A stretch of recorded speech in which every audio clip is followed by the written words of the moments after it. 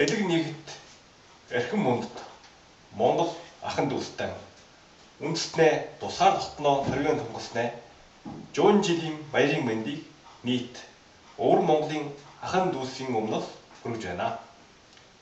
Бидний монголчууд мөнгө тэнгэрийн хүчин дор их суужалийн ивэл дор хүн бол ертөнцийн салачгүй нэгэн эд эсгэдэг ухамсарлан ойлгож байгалийн голд жахрагдж явах нь тойлын үнэн гэмэх хосгүй их уян санаа үдлийг бой болгосон уугаа их төвхтэй ард түмэн билээ.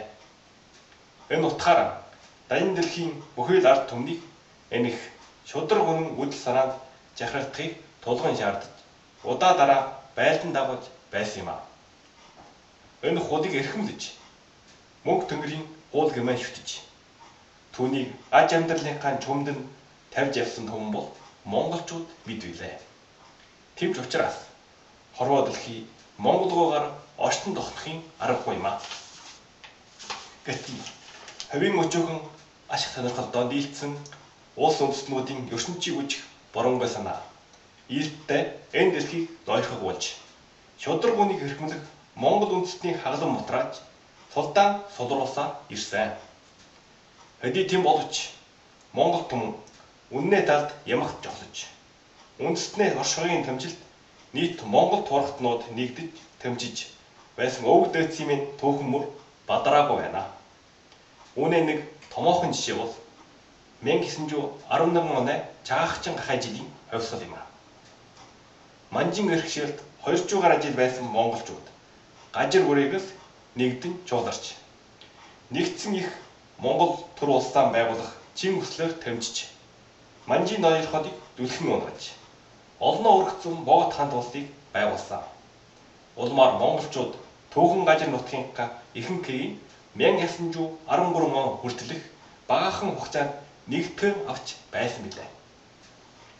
Түүний нөлөөгөөр 1921 оны хавьсгалын оч дүрлжин асч монгол турхтнаас Монголын төрд Эрдэмтэн мөргөд Идэр Баатараас зүтгэж тусгаар тогтносон улсад байвалж авах бүхнийг өөрсдийн боломжоор дэмжиж бай болохыг зорьсон юм аа. 100 жилийн өмнө өрнөсөн Чагахчин гахай жилийн хавьсгалын мөн чанарыг нийт өвөр монголчууд өндөрөөр үнэлж өнөөх хүртэл Эрлэх Баатарлаа тулж явсан баатруудыг хайрлан дурсдаг юм аа. Энэ хавьсгалаар богд хамт Монгол улсын байгууллагт Хөлбөн бойроос Манлай Баатар дамжсаран Жирмийн чуулааны өмнөд горлох шунаас Жорхт Баатар догтох ил Тарвадагаас Баатар Сумяа Жостын чуулааны Төмөд зүүн гаруун Монголжин гушуунаас Шудраг Баатар Давжав Арчин баруун гушуунаас Чин зүтгэл хайсан жирэг олон жум Баатараас шалгаран халуун аман хайрлахгүй Монголын төлөө уян ухаан өчөө өгч байсан.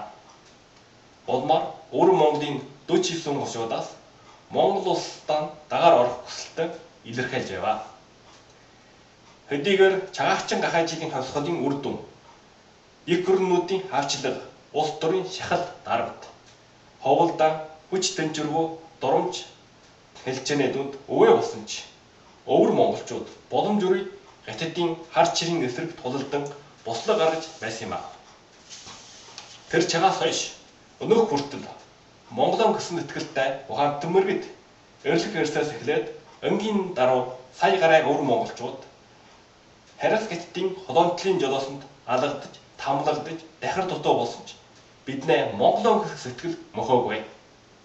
Өнөөдөр ч мөн адил өвөг дээдсийн халуун аймаар дэнслэгдсэн өвөр Монгол нутгаа Монгол улсын сайлцчгүй нэг хэсэг мөнгө өмө муудж сайн цагийг хүлээж дөөлөн тайлахгүй Монгол соёлын улсгүй гिचэн сонаа.